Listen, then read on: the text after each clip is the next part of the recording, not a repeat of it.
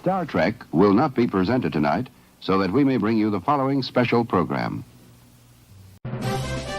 Word Balloon is brought to you by the League of Word Balloon Listeners.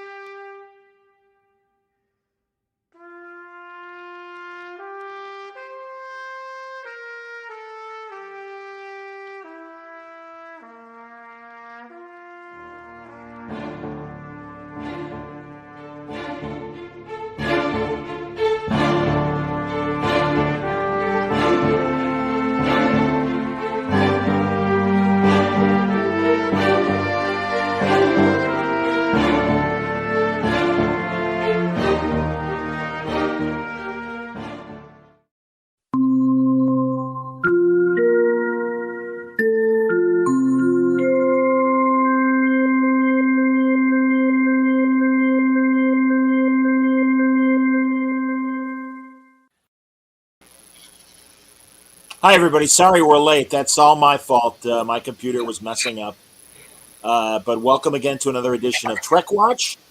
Good to see everybody. We're going to talk some of the shows we've been watching lately. We'll also give a Terrificon wrap-up conversation with giant-headed Deadpool right there.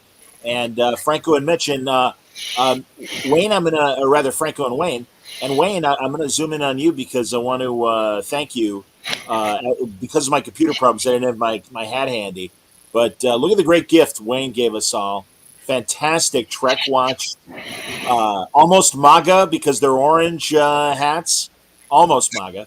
And they got the Trek Watch logo on there. That's fantastic, man. Thank you. We have them available in our shop for $199.99 special. Sure. Labor Day sale too. I'm giving Wayne the franchise. If you buy 5, we'll give you 4. All right. Yeah, there you go. Hey. Gee, that sounds good. Hey, where's that alfalfa thing? I saw another old movie that alfalfa is in, and it was a Hepburn Tracy movie.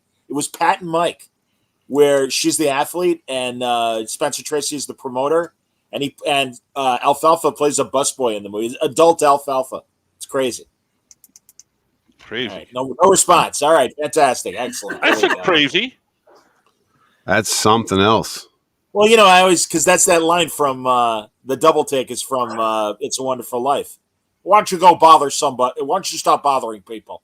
Gee, I'm sorry. Hey. Because he's trying to make time with Dana Reed over by there. Yeah. The very hot Dana Reed. But anyway, sorry, I'm all frazzled because of the mix-ups. I'm going to ask, boys, if you don't mind, we could start by talking, because I've got a bunch of images to talk Trek, and I want to get them up here before we start talking. So if you don't mind, I'd like to start with Batman Caped Crusader. Now, I know we briefly talked a bit about it in a recent show, but we didn't get Franco's 2 cents. I've watched more of it since. I'll just say to start things off, I loved it, and I'm not finished with it yet, but I think it is outstanding. It evokes the memories of the 90s show, but it puts a nice new spin on it. I like the various changes. We can talk about some of the changes they made to our favorite supervillains, but I think it's fantastic. What do you guys think? I liked it.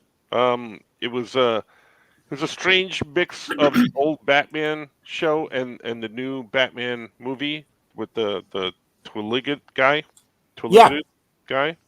But I liked it. It was kind of bumpy second episode, but I loved the narrative as it got into it, and loved the rest of it all the way true and true.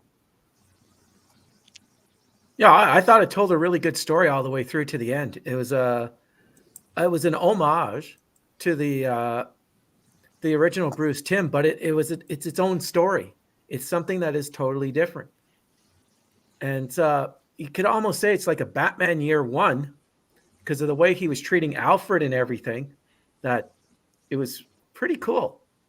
Yeah, I didn't like that. I didn't like the way he treated Alfred. Mitch, before we get to you, honestly, that's exactly how Brubaker described it to me when it was still in production. And he's like, think of Batman Year One. And again, no, you guys are right. Matt Reeves, obviously, who made the Pattinson film, it's leaning a little towards that, but I love the timelessness of that Gotham, and I kind of love the old tech we're seeing regarding phones. And again, another thing that Brubaker told me: it's a world without faxes and closed circuit cameras everywhere and things. What did you think, Mitch? I only watched the first episode. Were you not happy?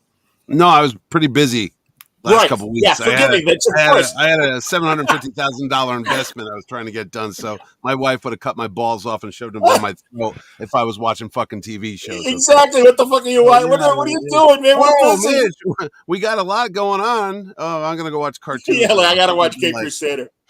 Yeah, no, I gotta be on the All Yet Trek podcast. I gotta you don't get this shit behind the scenes at Fan Expo or New York Comic Con, but the owner has to go work, so he couldn't watch cartoons. But it looked good from what I saw the first episode, and I want to go watch the rest of it now that I have a couple months off or whatever, so I can enjoy it. Because I do want to say, I'm actually becoming, now that I'm good friends with Keanu Reeves, that's another story, but I am becoming fifth dimension, guys. I'm elevating my mental status. I don't feel compelled to watch everything the second it comes out anymore, because it's like I want to take my time and enjoy stuff instead of like, quick, you got to watch all 20 episodes in the first 3 days. It's like, no. It takes months to make these things. Years. I promise you, I will never put any of us on that sort of pressure. No, but it's not just you, because but I'm saying I feel the same way. And also I want to enjoy this stuff beyond the binge. Right. I go to the comic shop every Wednesday, and it's like it's a race to watch whatever just came out the week before, because they're already talking about it. And then they don't mean to spoil it, but it'll just blur it out like, oh, and then this guy died at the end. And you're like, well, fuck me, man. Now I don't have to watch. Oh, sorry. But anyway, it's been a while. So anyway, I felt that way too about the Batman show. Well, all shows. So I started watching it one episode at a time. Right. But it got to the point where I got like 4 or 5 in. I'm like, I want to see what happens. So I actually did. I did watch them one right after the other. But that's cool. A lot of shows I'm not. I take your approach. I watch one at a time. No. Like that Fury allows you to watch it one after another, because it really hooks you into it, and you just want to find out what happens next. Right. Yes. Well, it's like that new Alien movie just came out, and it opened the weekend at Terrificon, so we were all at the show except Wayne. But anyway, we couldn't go to the movies right away. So before the show was even over, by Monday, I had already looked online, and people were spoiling the whole movie. I'm like, God, slow it down, folks. It's only been 3 days. And then I went to see it last week by myself in a theater, which was kind of fun. And I enjoyed it, and I watched it. But it was one of those things I had already read so much in 4 or 5 days. It's like I already saw the movie, and I'm like, well, there you go. So I'm kind of getting tired of everything getting ruined so quickly. It's like, guys, literally get away from the internet. You go online. Stop going online. Oh no, people are so damn sneaky now. They literally take the spoilers and put them in like a text thing. So even if you don't watch their videos, you'll just scroll down and you'll see like 5 or 6 words like Darth Vader, Luke's dad. And you're like, wait, what? And then you know already what's happening. So it's kind of it's a weird little, like, I got a secret I have to tell everybody right away. So they're kind of ruining it for everybody. But with that said, I do like Batman, and I can't wait to watch the whole thing, because I'm hearing plenty of good things from everybody. So maybe by next week I'll have it all watched, but we'll see. So there you go. I understand. Given that you've seen the first episode, I liked the gender swapping on Penguin. Yeah. I mean, it was like, okay. I mean, and even maybe one of the kids might down the line become the Penguin we know, but I'm like, this works for me. And okay, so I didn't see.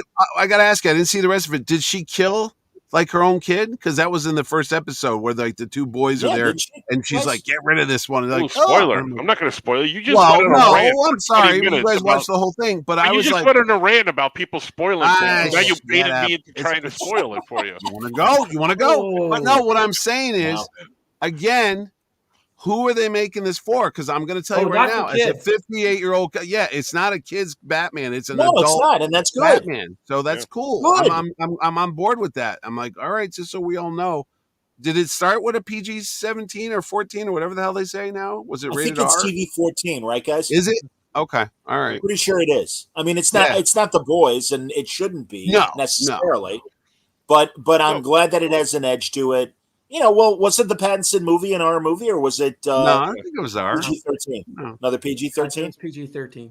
Okay. The Joker Yeah, was no, it rated wasn't R. R. Yeah. Well, the Joker only was R R. one I was, know that, and I know Wolverine and, Wolverine, Deadpool, Wolverine is And is R Logan as well. was rated R. Yeah. Logan was R, absolutely. Yeah, that is it. Although I guess now it is obviously doing better at the box office than Logan did.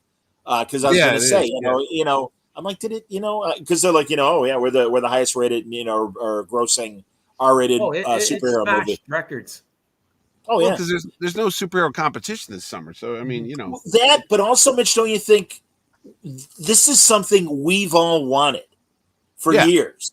So unlike, hey, what do you think of Inhumans? Hey, what do you think of The Flash? That kind of thing. And also, two of the biggest box office stars as leads. And and please, because I know, guys, I'm sorry. You I haven't still seen it? No, I've been busy. I haven't Really? had, yeah, I don't know. Yeah, exactly. Well, you think you got problems, Mitch, with your big yeah, convention. I'm kidding. yeah. I'm so kidding. Yeah, But no, I didn't haven't. didn't it open up a month ago? Has it been a month already since it July. opened? I think it has. It been a month? Yeah, it's been a Yeah. month. Opened San Diego weekend. Yeah. Yeah, wow. That's right. Yeah. That's a So, miracle nowadays. Yeah, I mean, it's a no-brainer that this was going to do well, but And the fact that Right. it's still in theaters too. I just drove and, by. and I it's love still in that the theaters. Blake Lively movie is kind of its Oppenheimer to Deadpool's Barbie. But again, these are anomalies. This is not, movies, they're back. No, they're not. No, they're not. They're really not. And No. you got to try harder, kids. I don't know how to break it to you. But, I don't know. We'll see what happens. Well, Again, I'm going to it's- tell you real quick. I don't know how much Sure. movies are where you are, but they showed the Batman, the Pattinson movie yesterday for one day only because I went to get my Batman popcorn thing that my wife will kill me. But anyway, I know the guy, so I said, look, I'm not going to go buy a ticket to this movie because honestly, I don't like the Batman movie.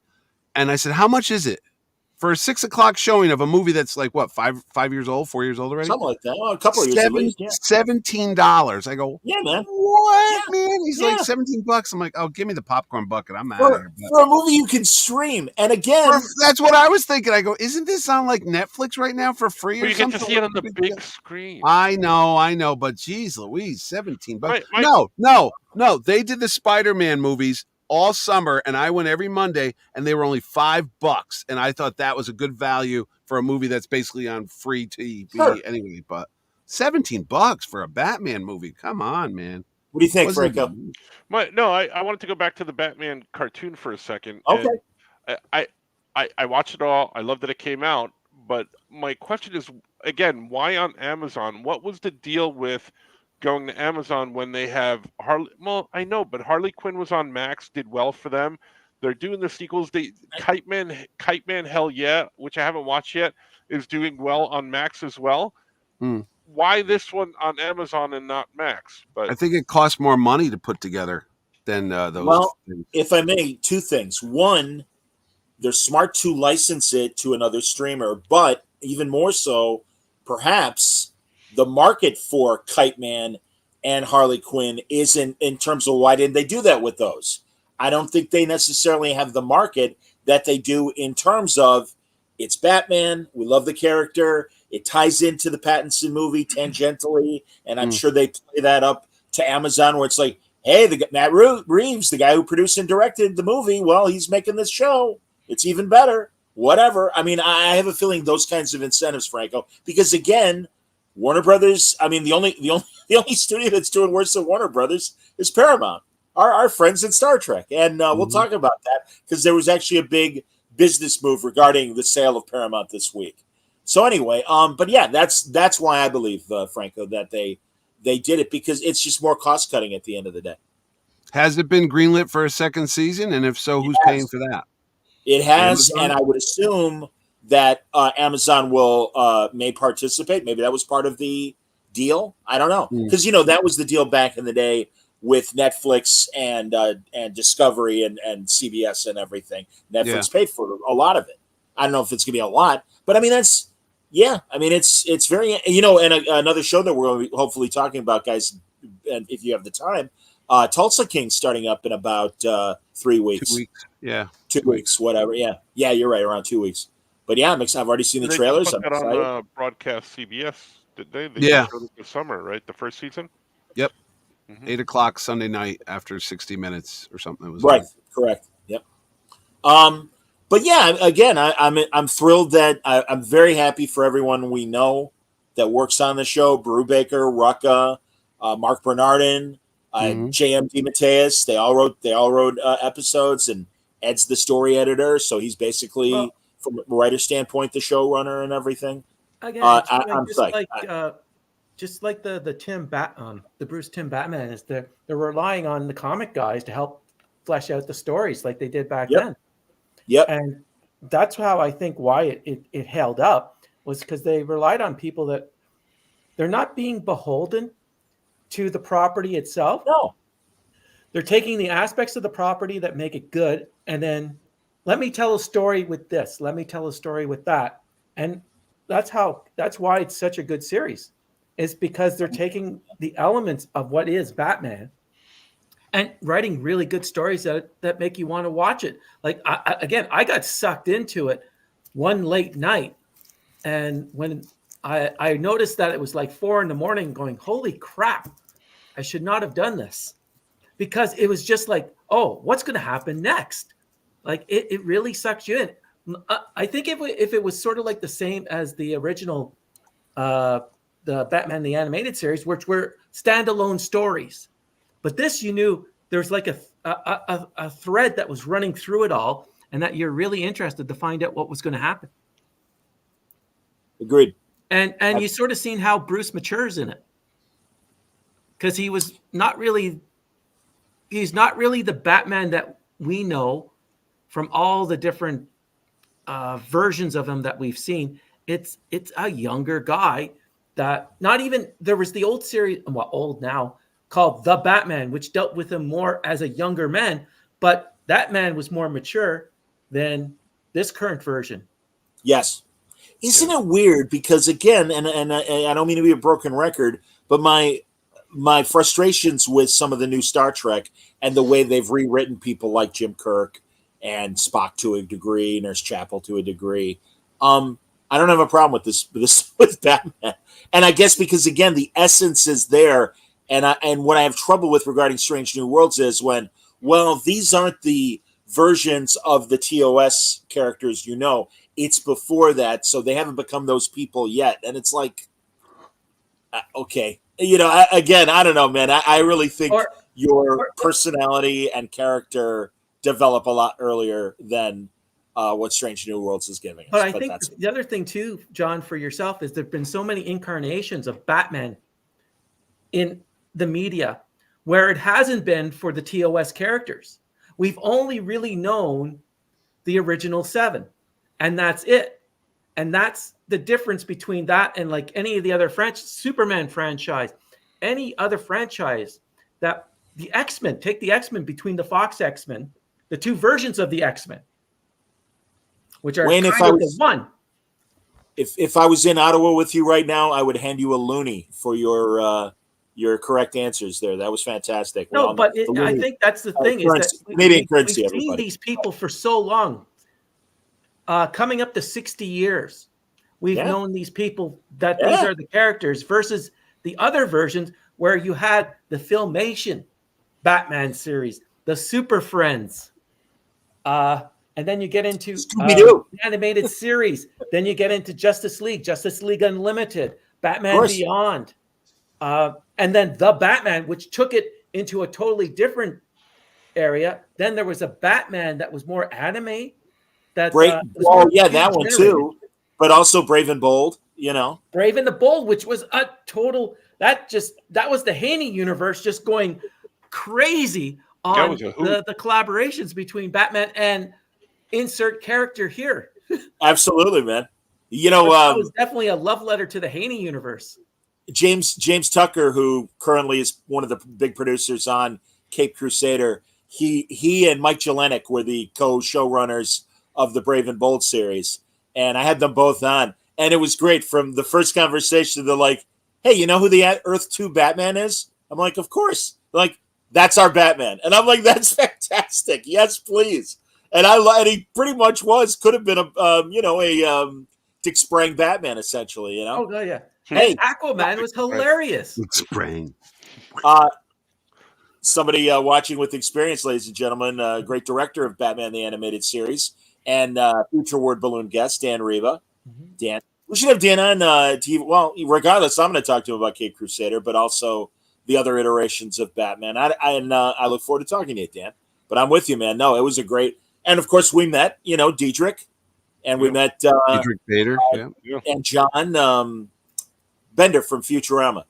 Yeah, Dietrich did the voice for our Super Pets. He did right. He Ace did Ace the Batman. Yeah, Ace. That's right. And but yeah, John from Futurama was Aquaman. What do you guys think of the Max short Crazy Aquaman show? Have you watched it? The one that was on a while ago? Yeah, the animated one. Weird Yeah. animated. Yeah, I watched that. That was like last Christmas, wasn't it? I don't remember. Yeah, it was. I think it was leading up to the movie. Yeah. Yeah, Right. yeah. It was like that We never talked about it. I Jellystone. completely missed this. No, Yeah. it's on HBO. They had it one of those little minis, but it's like that weird new Jellystone. The Yeah. animation was a little odd. It was like the Thundercats reboot, and it kind of took me out of it. But it was okay. That's It was funny. fun to watch. Is it on Max or streaming? Yeah. Yeah, it's on that. It Pretty might sure it's still still be there. there. I don't know. Yeah. Yeah, exactly. It's kind of 50-50. I hope it is. Totally missed Um, it. Oh, I started watching the Crisis movies. And I Oh, haven't finished them yet, but I've got all. I got the first two on Max, and God bless Chucky. Chucky gave me his digital copy of 3, but Yeah. I've only started the second one. The first chapter. Oh my God, that was fantastic. I was seated next to Marv Wolfman in San Diego. And a lot of people came up to him and asked him about if he saw the Crisis movies, and he's like, no, because I'm going to watch them all together. Oh, He was very adamant about waiting for all of them before he watched them. it's definitely different from the comic book that he did. So just to preface It is. that. Yeah. But again, it's okay. I don't know, guys. I mean, and I'm sure we've talked about this before. If the changes are good, I'm cool with it. An example of it not being as good, the first time they tried to make the Superman Doomsday movie from like 2006, and it's like, man, that was not good. And it was, and I'm glad they finally did Reign of the Supermen and did it much better and everything. But not good. But again, I think like we were talking about with Cape Crusader and stuff. I was okay with the changes, and it was fun to see the cameos, of all the different Earths and everything. Earth. Welcome to Earth. I knew it. So, Don, what do you got here, man? There was a package that included a variety of different animated shows and series. It made it easier to accept changes in the character and the universe. All right, sure. Is he talking about the Crisis thing? I'm assuming he's talking about the various Batman. Oh. And here's another example. Fred says variations can make it work better for fans. Walking Dead was initially brilliant in the unexpected setups and twists. Totally agree. Again, that's what I started to say. It's like, yeah, don't you want to be surprised? You want familiar, but you still want to be surprised by the story. Yeah. And I mean, essentially, that is the key is familiar, and also, write a good goddamn character and story. I listen. I mean, we can talk about it later, but like all this like vitriol over, oh my God, I can't believe they canceled The Acolyte. Well, it cost a lot of money, and they didn't make a lot of ratings, and they didn't get a lot of new subscribers. So we'll talk about it. But yeah, it's like I don't know. But anyway, moving on. So some really interesting Star Trek news lately. First of all, Mitch, because I want you to. Sorry, John. Before we leave, Yeah. Please go ahead, man. if we're still in the animation, you guys should watch Kite Man. Hell yeah, it is hilarious. I agree. Yes. It is. It is silly. It's silly fun. Well, brought to you by the people that gave you, Harley Quinn. Quinn. I didn't look. I got to look at the credits, and I wonder if Pat Schumacher is as active on Kite Man, or I know he wasn't on Harley, and I know a lot of it too is beyond doing the animation and doing great stuff. He's one of the main producers of Abbott Elementary on ABC. Oh. One of the few actual over-the-air network shows that people give a shit about. Sorry, man, I'm out of practice, and You're worse than I'm Mitch. sorry. I'm not, well, that's why I don't want to encourage more of it. I apologize, guys, but no, it's like, I'm so happy for Patrick, and I'm really glad. I mean, obviously, Kite Man started with him, so I'm sure he's at least in name is one of the producers. But yeah, I gotta message him because I'm the same guy that gave us what was the NBC show that sucked and only made it like a couple episodes? Damage Control. It was Damage Control, but it wasn't called Damage Control. Well, it was that. Marvel. It was that. No, Yeah, it was. no. I was looking for the actual name to give him credit in a good way. The DC thing, wasn't it? Like yeah, that- 'cause it was Batman the was ones not. that- Yeah, Adam West was on it. Yeah. Yeah, he was in the last episode. But and Alan Yeah, Alan Tudyk was. Resident Alien. Yeah, what's his name again, Mitch? Alan Tudyk. Tudyk. Yeah. Tudyk. Yeah, Tudyk. Yeah, Tudyk's he's a Wayne, but he's like kind of the Swain's well. husband, yeah. Yeah, it was Like great. Hardy. Yeah, no, it was fantastic. But Hardy. Tudyk. yeah. Anyway, regardless, maybe somebody in the comments might want to. Wasn't it called? No, Damage Control's Marvel. It's Whatever the unsung. equivalent is. It's the same thing as And- yeah, it's Damage Control. Yeah, 100%. Oh no, 100%. And it like Pat Powerless. Thank you, That's Dan what it Reba, was. ladies and gentlemen. Yes, Yeah, indeed. Powerless. Jesus. I'd hand you We're a out of loony as well, Dan. If you Not want to be Canada. confused with Powers, which was the whole other show that was on Mhm. Sony PlayStation based on Bendis's book. And well, it made it to Crackle. It And if mentioned- if you're used to streaming with commercials, I believe it might even still be there because technically Sony It owns probably is. And Will Wheaton was on that second season Will as a Wheaton. reporter. Will Wheaton. And Eddie Izzard was a great first season villain, and they had the beautiful Trisha Helfer in one of the seasons. Yeah. Yeah, it was good. Yeah. It was good. Yeah. Stanley, we're going to get to Terrificon talk. I promise you. Yes, Well, I enjoyed there's it, so much- Stanley. I did. And there's also, there's stuff to talk about. Well, Mitch, help me out because I like What this. is that? What is That's Oh, that? you don't know- Enterprise J. You don't know either? No, I identified all the ships, Yeah. and I'm Right. like, what's that massive Enterprise thing at the end? And I'm like, when was that on like the future shows? Was that like No, on? I'm assuming maybe that's the Discovery No, era. it's from J. It's the Enterprise J from the Enterprise, this TV series with Archer. Oh, when and they went Bishop. into the future at the very end. Yeah. That's Hey, how J- big. Enterprise J. That's how big that thing's supposed to be. I 'Cause that's guess. great. Oh, it is the I was like, future. Man, holy someone's crap. got some something they're making up for. Hey, Brian Michael Bendis. Hey, buddy. Hey. He's coming up. He's coming up. Yeah, at, come to. Hey, wait, right here. I'll save a lot of trouble. Come to Terrificon August 8th to the 10th for my 10th anniversary. I want a big goddamn guest, and you're a big fucking deal. So Well, anyway, that's my way of another inviting you. incentive, Brian. Hey, I got Keanu Reeves just like that. That's how you do it. You see your chance, you take it. Now I'm Stevie Winwood. Poor Mom, Brian. I was going to sing the song. You beat me I to it. know. Hey, I'm in the green room. He's not really, but if he wants to join, No. he can join. I'm us in if the he wants. basement right now with like moldy smelling comic books. Brian, I can send you this link. It's different from the link we're going to be doing later at 11 Central, midnight Eastern time. Oh boy. I got to do the math. Yeah. 9 p.m. Johnny will be in a better mood by then. We get grumpy Johnny. Yeah, next year, Brian. Next year, what he yes, said. 2025. It's Mitch's 10th anniversary, and it's my 20th Yes. anniversary. Well, yeah, We're that's the reason why I'm doing it. And it's I think Star Trek Voyager's 25th anniversary. And I'll be Wow. 59. Yeah, Nice. yeah. The beast's getting a real job. But anyway, All right, back he's, to Star Trek. I didn't know what the frig that goddamn thing was. Yeah. So Ooh. yeah, Brian again. Brian on Word Balloon, a different link, but coming up later tonight, and we're going to talk about Masterpiece. Can you get And more Joe big Opera. comic book guests on your show, Mr. Word Balloon, so I could just invite them from the comfort of my own basement and not have to go whore myself out? Because I'm tired of doing that. We like when you were. I know. My back is killing me. Hey. Though. But anyway. All right, wait. All right, I let's pump get your back to show up Star every Trek. time I go out to a show. But you don't start with me there, Wayne. And Wayne, we're going to want to. Crisis. I don't think we got a Vegas report yet, did we, Wayne? No, dude, we haven't seen each other in weeks. Yeah. Yeah. So that'll can come do up that. too. But hold on, because there's There is other Star Trek news I did want to talk Go ahead with about. the Star Trek news. All right, thank you. Because Nana Visitor next month has this book coming out, Open a Channel, A Woman's Trek. And I talked to her about it on our Terrificon panel, and I talked to her about it in my my Zoom interview with her that we did recently. And it sounds great, and she's really proud of it. And she talked to everybody.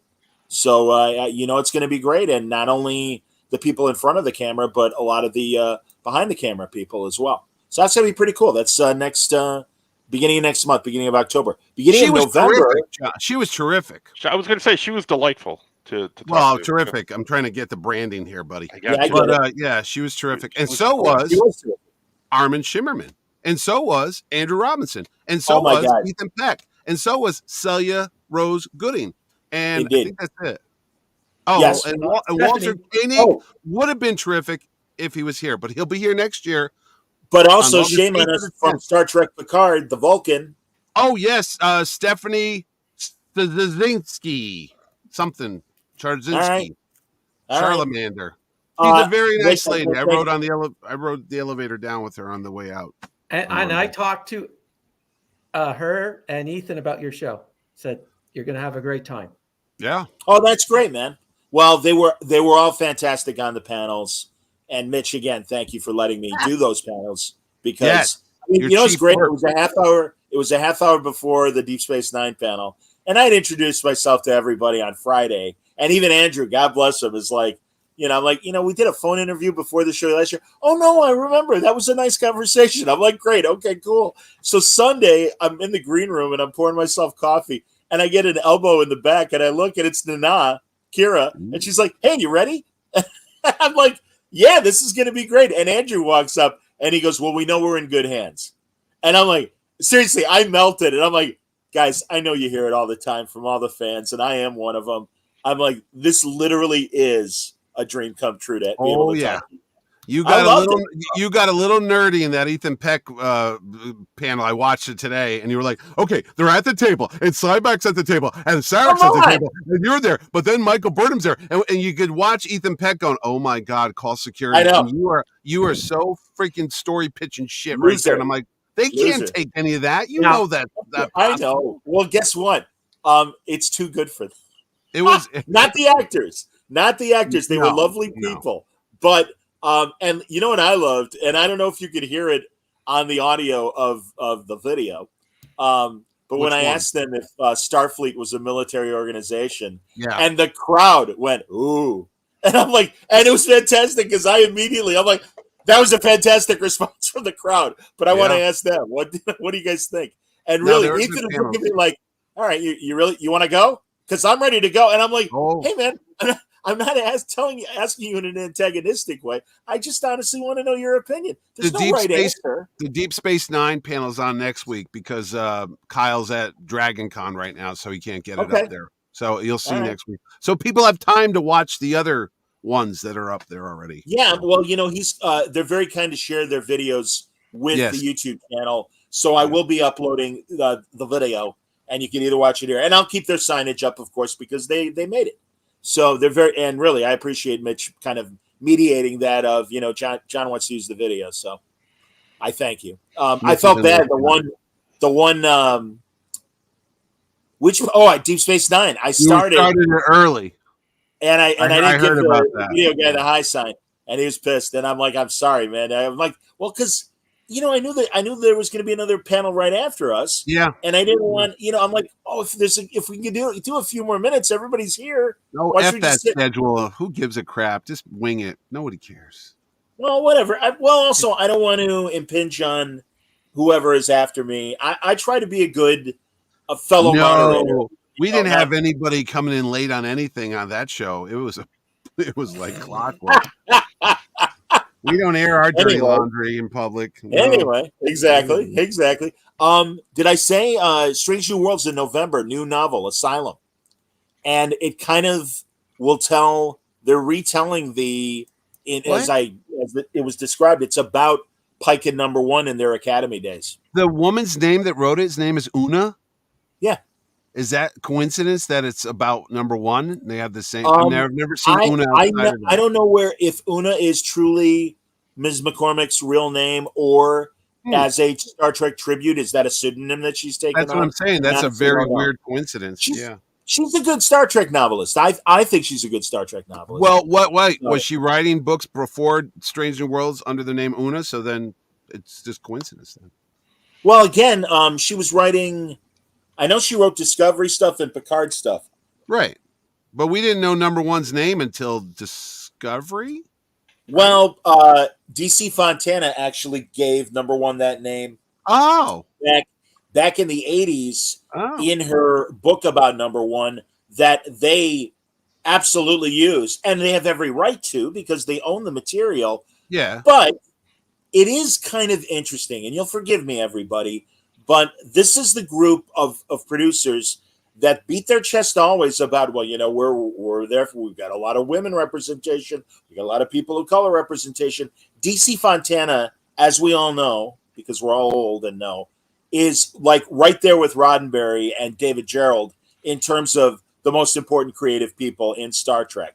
And Right. you can look up on Wikipedia her specific contributions. But again, but a big part of it is she was there when they made The Cage, and she wrote a novel in the 80s. I want to say it was called Vulcan's Glory or something. And it really went back, and it was Spock thinking back to the Pike days. And there's a lot of Una's character there that appears first prior to the show.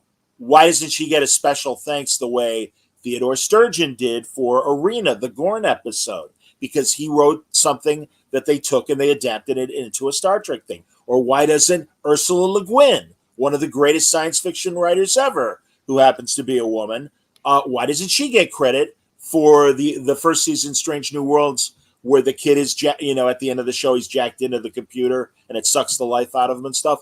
Total lift from Ursula Le Guin. Total lift from her. That's fine. Yeah, but those are novels. Those weren't the TV series. Maybe Oh there's no, a and I whole realize thing. that.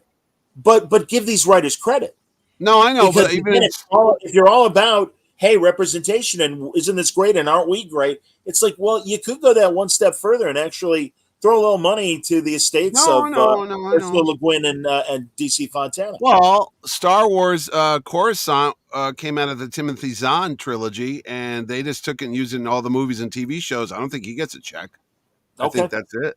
I think that's just like, hey, That's thanks, buddy. interesting because you would think with the attempts and at least because of pressure from fans and the creators themselves and their lawyers that, DC and Marvel are starting to, DC was always better at it, but even Marvel, and it's not a lot of money, and believe me, I know, but at least they're getting something for having the original comic. Well, maybe DC Fontana will get a co-created Una thing sooner or later. I don't think so. Una I don't is think so, buddy. Miss McCormick's real name.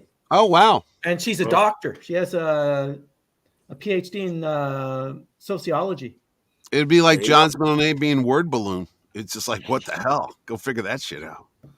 There's a DJ that was a rock and roll DJ in town, and his middle name really he was John Records Landecker.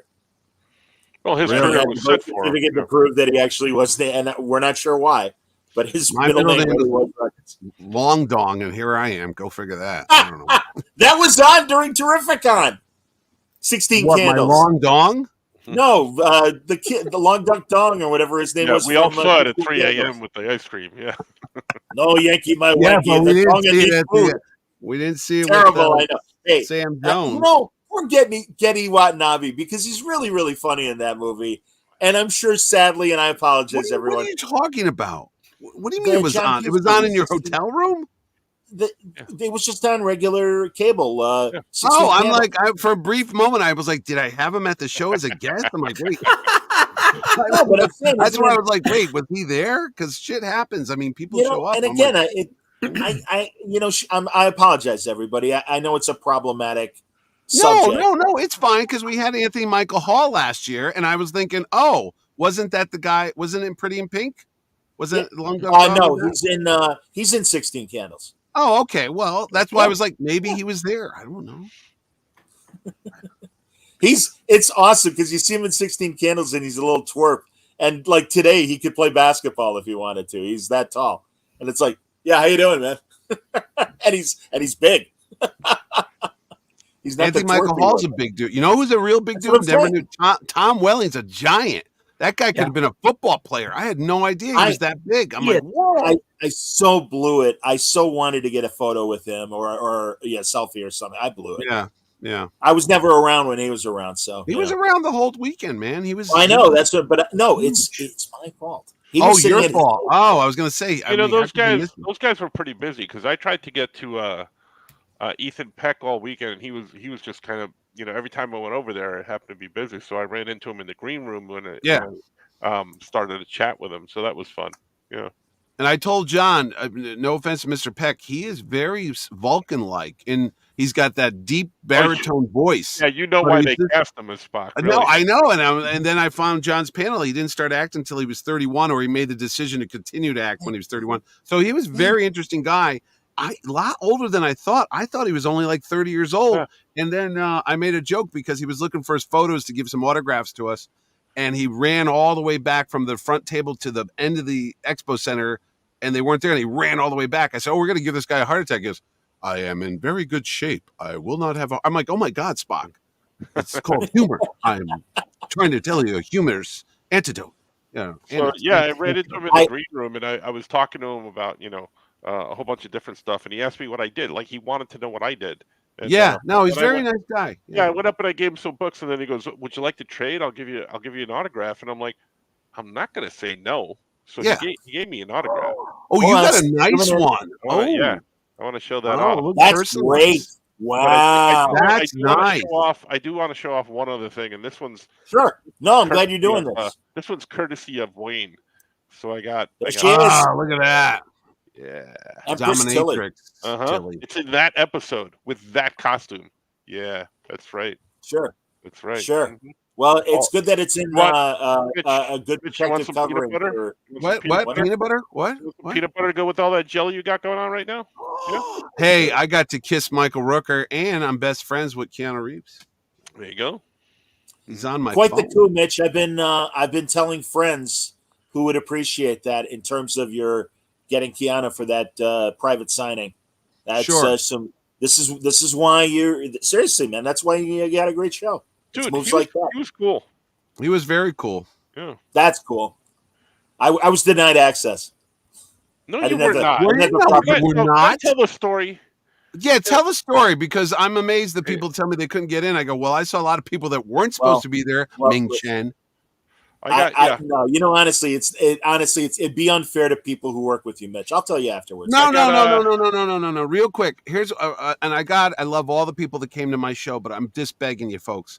If I tell you don't line up till 8:00 in the morning, I'm an old Catholic schoolboy. I mean 8:00 in the morning. As much as I have sympathy for people that came at 4 or 5 or 6 or 7, you didn't have to come then because Uncle Mitchie was still sleeping. And I wasn't coming down there till like 7. So you didn't need to be there till 8:00. And then I came down and there was a line of people. I said, why are you here? Well, I've been here since Tuesday. I'm like, hey, listen, buddy, you're going to get in.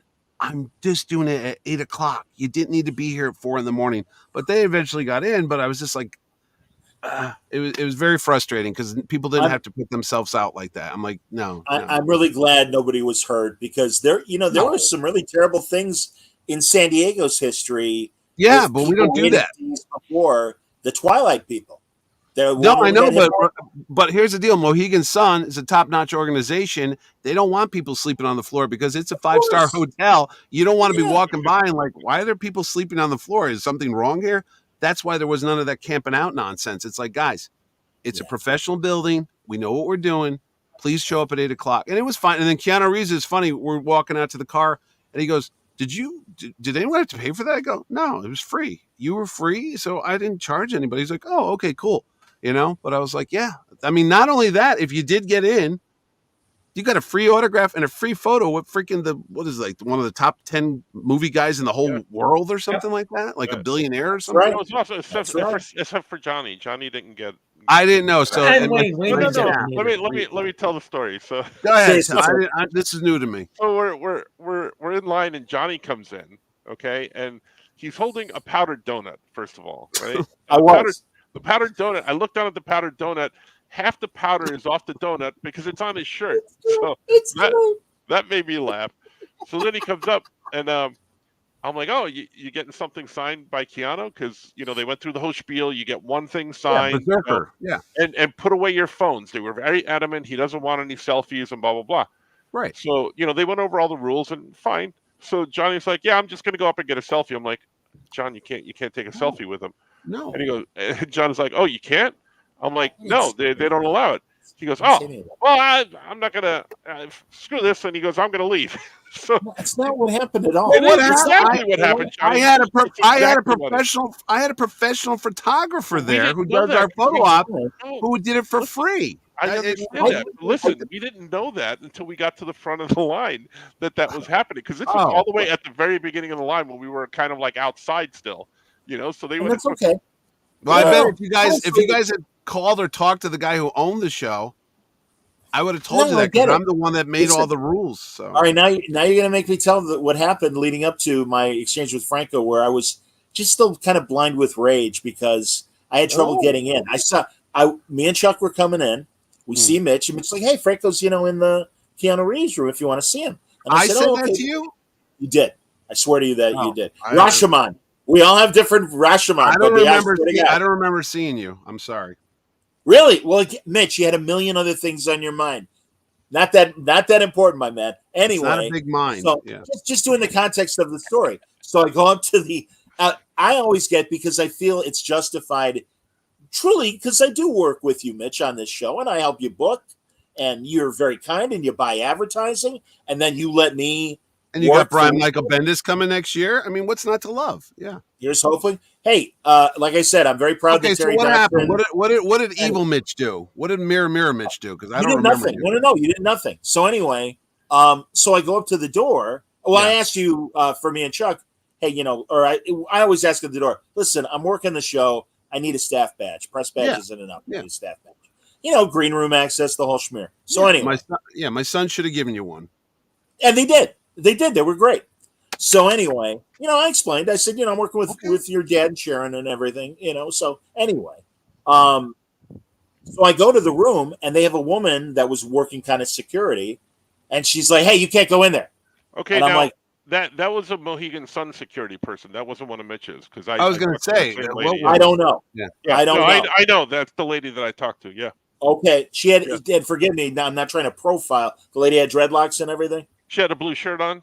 Oh yeah. I know who she is. Yeah. She's a very nice lady. She was- Yeah. Again, I don't mean to. It No, just so happened. blue shirts are Mohegan and yellow shirts. Blue and yellow are I don't Mohegan remember. people. I honestly don't remember. But Mine were black. So- That's a Terrificon. so she's like, "We have to be staffed." So Chuck and I hold up our badges. No, Yeah. you need a staff shirt on as well. And I'm like, Oh. okay, look. I'm like, I'm sorry. I'm not going to justify my staff status with you. I'm going in. Oh. So these two guys that work for your show, I have no idea who they are. I don't even remember what they look like. But hey, she's just doing her job. What do you think you're doing? Oh, And I'm they're from giving the Chicago Chicago now. accent. Oh, okay. Yeah, I was going to say, not really, but for the purposes of this I story. think I it was know that- who it is now, but go it was ahead. that two guys. And I'm like, well, I'm staff, and all I'm doing is going in to talk to my friend Franco, who's in line with his son. That's why I'm going in. I swear to God, that's why. And they're like, Okay. well, who are you that you're staff? I don't know you. What are you doing for this show that you're staff? And I'm Yeah. like, well, I helped Mitch book several guests, and I'm moderating a bunch of panels, and I have an advertising deal with Mitch. So yeah, actually, I am staff. By the way, my name is John Suntress, if you want to remember that. Because I'm like, come and get me, you pieces of garbage. Oh, And they're I- two and actually. I They're, was- they're, they're a police officer with the Stanford Police Well, Department. that's lovely. And Thank you. again, well, they were off duty, so I suppose They could have were beat off the hell out duty, of it. but anyway, go on. And again, well, and they're like, you could be nicer. Hey, she's doing her job. I felt bad. I honestly Okay. felt bad. So I had the thing with Franco. If I said that, whatever, and maybe I did for him, I go, yeah, if I can get a picture with him and everything. And it's Yeah, like, no, hey, but well, you then did. the hell with it. I'll get a picture, but I'm like, no, Johnny, you're not allowed to take. All a right, selfie. whatever. Yeah, I was we're very, like, oh I was man, very really? stoned at that moment, Franco. You got to There understand. you go. And I was on amphetamines, and Oh, wait, Anyway. wait. There's drugs involved now? What's going on here now? no. Hey, it's okay. Hey, Hey, the Native Americans are on my side on this thing. We're cool. Yeah. Oh, well, now we're crossing cultural boundaries here with this No, story. I'm What is saying going on here? we have an understanding, and I'm glad that we do. Anyway, moving on. So I felt bad when I thought Yeah. about it, and I was still angry, but I'm like, all right, maybe I was too tough on that woman. Good So thing I you were on I drugs. go on to apologize. Another staff person comes up, and he's like, "Hi, staff." She's like, "You got to have a staff shirt," and I say with like kind of a, I'm like, he's wearing a staff shirt, and he was. Oh, okay. It said staff. I'm like, I'm sorry, ma'am. Respectfully, you're not very good at this. Oh my So God, I you went didn't back say to that. her I didn't say again? any of that. Really? But I'm just like, wow, okay. I think you just proved my point. Goodbye. Leaving. You're lucky Sorry. you didn't get like punched in the throat and tased right there, for God's sakes, you know? Sure. Now listen, I know him, and if he had done that to me, I would have punched him and tased him right there for it. You should have said you had a staph infection, and that would have got you even further, you know? Or a staff like Moses or Well, that's not Indiana bullshit. Jones. Putting the Or like Long Dong had a big staph. Indeed. I don't think that scene's in 16 Candles. I love that. How do you think I feel when I talked to Mr. Reeves' security people, and we went over everything, and we said, yes, we're only going to give it to 100 people that have the wristbands that are lined up, and we're going to take care of it. And then as I'm there and I see the end of the line, and Franco got to come in because he brought the books and everything, which is fine because we didn't have enough Berserker books. So he brought, actually, Mark, sick as a dog, drove them to Franco's house so we would have enough Berserker books on hand so people could buy a copy of it so they can get it signed by Keanu and Ron Garney too. Let's not forget Mr. Garney was there as well. Absolutely, yeah, man. Brilliant artist, Connecticut's own, salt of the earth. So I'm sitting there and I'm talking to Keanu and those guys, and I'm just doing the count because I'm, crowds of people. I'm like, wait a minute. I'm past 100 at this point. And then I see Ming Chen in the line, and I go, wait, what's going on here? I was the end of the line because you were the end of the line. But then there was like another. Then I saw these people coming in, and I'm like, "What's going on here?" Because he had to leave at 2:00 because he had a rehearsal because he was playing down the street with his band Dog Star, and he only had a small window to come in, so we limited it to make sure everybody got a chance to say hello, take a picture, get an autograph. So that's why I'm like, "Oh, they're not going to get to all these people. What's going on here? We should have been done by now." And then I'm like, how are these people getting in? And then I realized the show had started. The real show, Terrificon, started at 1:30. So at that point, all my volunteers were all working the floor and working the artist alley. So there was really no one watching the room anymore. And that's when people started figuring out that, oh, Keanu Reeves is in there. And then I said, no, we just got to cut it. So we ended it like 5 of 2, and he was fine. He got out of there. But yeah, towards the end, it was a little like gray area where people were just like materializing in the room that shouldn't have been there. I'm like, no, we're not doing that. But anyway, he did say he loves your podcast, though, if this of any consequence.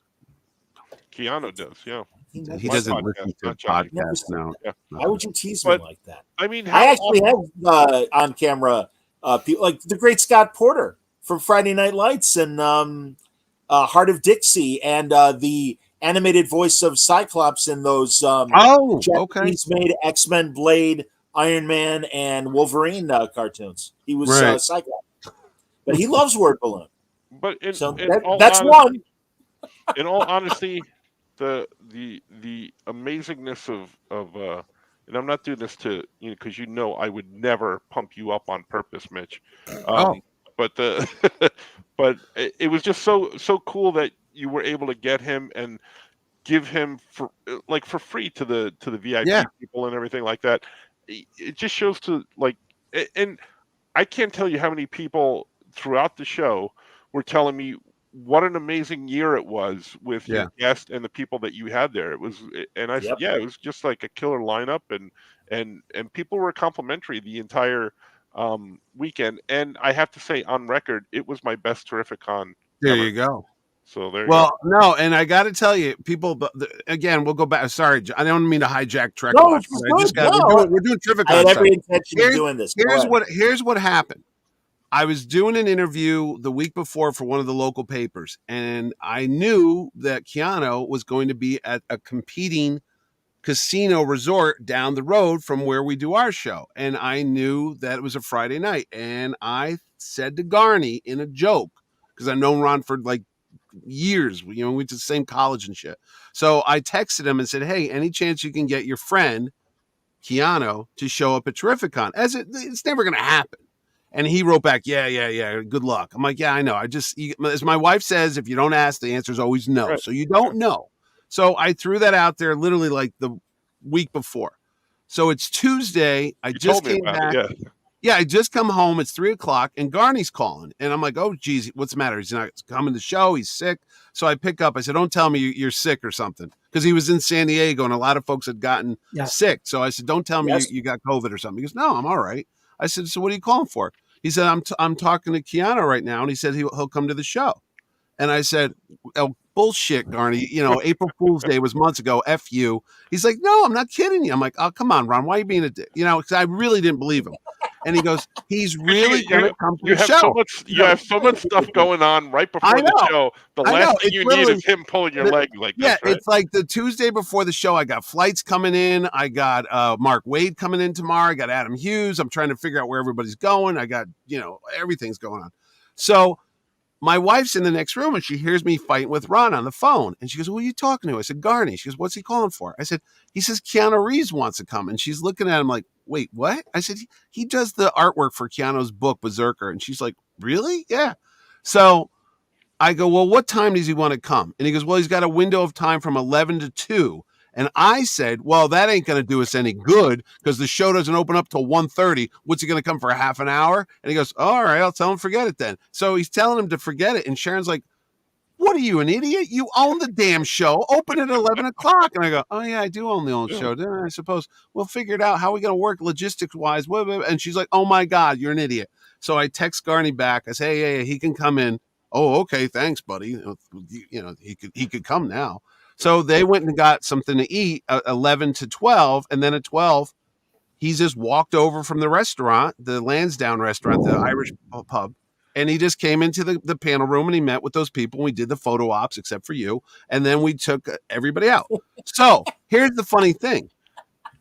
He shows up and honestly, I mean, he's a great guy and all this. I don't know the man, but he's just a dude. He's, as my dad would say years ago, they put their pants on the same way as you do. I mean, so I've always kind of, it is what it is. So he shows up and I say, hey man, how you doing? He's like, oh, I'm tired. I just got up. I said, oh, really? Yeah. Cause it's like 10:30 in the morning and we're talking and we're in like a garage below the Mohegan Sun out of sight from everybody. Cause you don't want to cause a scene. I'm like, whatever.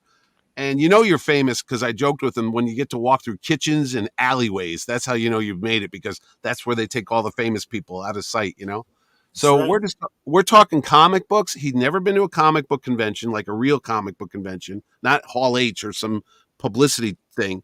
And he was asking me, who was there? And I said, Simonson, Chaykin, and, everybody. And Franco. He's like, oh, Howard Chaykin, Franco was there. And he goes, oh, I know Howard Chaykin. And we started talking about American Flag and books from the 80s. Then I'm realizing he's about 60 and I'm 58. So we kind of have the same era of comic books. And I literally jump into, first comics. Remember there was Mike Grell and there was Star Slayer. That was Pacific Comic. And he's like, oh yeah. So he got on to comics. So the entire way from the garage to the restaurant, we're just talking about comic books. And then awesome. He's like, how do you know Garney? I said, well, me and Garney and Michael Jai White were all in the same college together. And Keanu goes, whoa, how did everyone survive those 3 egos? And instantly, the New Haven in me comes right out. And I go, hey, man, F you. And he's like, what? And I'm like, just told a billionaire dude F himself. And then he's like, whoa, man, calm down. So then Garney comes in. I was like, yeah, he said, how did 3 egos survive? And even Garney's like, what the fuck, man? 3, what the hell? So he's doing the same shit because he's like from the same area I am. And he was just a very nice guy, down to earth, just talk books and, like everybody else.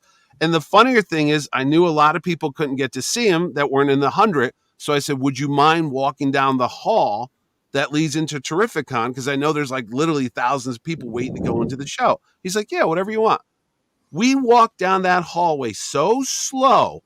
So I'm doing it so people could get selfie or pictures or whatever they want. No one's recognizing them. No one's even blinking an eye. I'm walking in front of them going, Keanu Reeves. And people are like, hey, Mitch, I love you, Mitch. And Keanu Reeves goes, you're really more famous than here. Keanu, yeah. Yeah. And I go, yeah, it's a thing. And just as we're about to get to the front door, a dude jumps out and goes, can I get a selfie? And you see Keanu stiffen. And I'm thinking, oh, it's going to be with Keanu. They figured out. And the dude takes a selfie with me. And I'm like, what's the funniest thing is I should have given the phone to Keanu Reeves and like, would you mind doing it? Yeah, would you mind? So at that point, two furries come by. And if you don't know what furries are, they're people that dress up these furry costumes, for whatever. And they come by and he gets out of the way and he's like, what's that? I said, those are furries. He goes, what's a furry? And I tell him, he's like, whoa. I'm like, oh, he said, whoa. Whoa. Yeah. He said, whoa. So we go in, and just before we turn the corner, finally somebody in line realized who he was, and they scream out, it's Keanu! And suddenly the whole freaking 1,000 people woke up, and they're like, oh my God, where? And they're all going for he was right there the whole time, and no one noticed him. So then we went in, and then the story takes place, and you know the rest. But at the end of the day, everyone leaves, and those pull-ups that they have behind the artists that they use at conventions? He's like looking at Garney's, and he's like, what's this? He goes, that's my pull-up. And Keanu takes out a blue paint marker, and he starts drawing. He goes, can I draw on this? And he's laughing his head up, and he's drawing faces on it. And I'm like, draw something obnoxious near its mouth or whatever. So he's cracking up, laughing, having a good time. Garney's like, I got to pay for that, Oh, you do? I'm sorry. You got to buy these things? And I'm like, he doesn't know. He doesn't buy freaking pull-up banners at conventions. So he's having a good time. The best one was Joey Pants came in. Joe Pantoliano was one of my guests. So I called his agent. I said, hey, get Joey Pants in here because Keanu Reeves is here. They were in the Matrix together. What? Keanu Reeves is here? Yeah, okay. So Joey Pants comes in. They hadn't seen each other in 16 years. Wow. And instantly they're hugging each other. And then it becomes like two old guys because one's 16. I don't know how old Pants is, but they're like, how's it going? I don't know. Backs hurt. I'm like, oh my God. They're just like all the other old men that I know and hang out with, But then he's asking me, he goes, what's Joey Pants doing here? I go, he does autographs and photo ops and selfies. He goes, what do you mean? He really had no concept of what happens at a comic convention. So I'm like, why don't you just kind of hang out for a while, like just put a mask on and walk the floor. You could cosplay as John Wick and no one would believe you because there's other guys that look better John Wicky than you, Like Bryan Cranston did that one year. Yeah. So that's the story. And Dave DeSmalchin did not come, Stanley, because he had to go film One Piece. Is that what the show's called? It's an anime show. Yes. Yeah. So he had to go. Yeah, he was supposed to come. He'll come next year. He had to go to South Africa, I think, to go film. And it's hard. I tell people all the time, look, man, there's a reason why they call them working actors, because the key word is working. And if you get a gig and your phone rings, as much as you want to see the people at Terrificon, you're going to go and get your professional job going. You're going to go work on a set in a movie. I'm sorry, but it is what it is. So anyway, but Rooker was nice, and DeSmalchin will be here next year. And that's it. I got no more stories about the show. Back to you, John. Talk about Star Trek's big news. I have. There's more to say about Terrificon. The lovely Kate Minucci from Big Bang Theory and Garfunkel and Oates and dozens of. I know she's Daphne. Is she Daphne? No, she's Velma, she's right? Thelma. Velma with a V. Yeah. Velma. She had a huge line. She was hugely popular at the show. I'm not she surprised. was I'm not surprised. Yeah. She's amazing. She's one of my favorite. What's that Del Toro? He did something at Curiosities on Netflix, some kind of horror. Curiosities. Yeah, she was in that. A lot of folks Oh, came up to her. Was she in one of those? She's good. She's really good. I love her in Big Bang. She's wonderful in Big Bang. Yeah. Then Eric Estrada was there, and that. Eric Estrada. Yeah, I'll leave the Chips memories to you guys because I got to admit, I was never a Chips. I never watched one episode of my life, but I knew who they were. But I got to tell you, those guys look better than us. They literally could film it tomorrow. And Larry Wilcox Eric got Estrada looked. Yeah, he looked great. And I'm like, what are you they taking? didn't Like, age what him. kind of Hollywood? Yeah. Come on, man. You know he dyes his hair. He has to. He has to. Yeah, but he's still. He got the. I mean, he looks wonderful. He looks great, man. He goes to the same goat jeans that George Hamilton injects in his butt. Yeah. Okay. George Hamilton had a really good long run too. I mean, now he's looking old, but it's like, no, he did good. I talked to he made it more than the normal amount of laps. I'm sorry. Go ahead. Yeah, my wife's a big fan of Eric Estrada, and I said to him, sure. I said, when I kind of hurry her along, if we have to go somewhere, I'm like, come on, we got to go, and she'll often say to me, "Keep your pantalones on, Eric Estrada," and I told him that. I said, because she's a Spanish teacher, and she showed this video to her kids every once in a while, and you say keep your pantalones, or they say to you keep your pantalones on, Eric Strand. He looks at me like I got three heads, like he doesn't know what I'm talking about, and I'm like, oh, did my wife make this up? Am I looking like an idiot right now? And then he goes, oh, wait a minute, I remember. You're bringing up a long lost memory. He did some HBO show called like Summer School or something like that, where they actually said that to him. And it was funny. He remembered it. But at first I was like, oh, am I making? Oh, yeah. I thought you were talking about Joe Pantoliano. I'm like, wait, Joey no, Pants? Eric, yeah, no, keep your pants Joey on, Pants on. Yeah.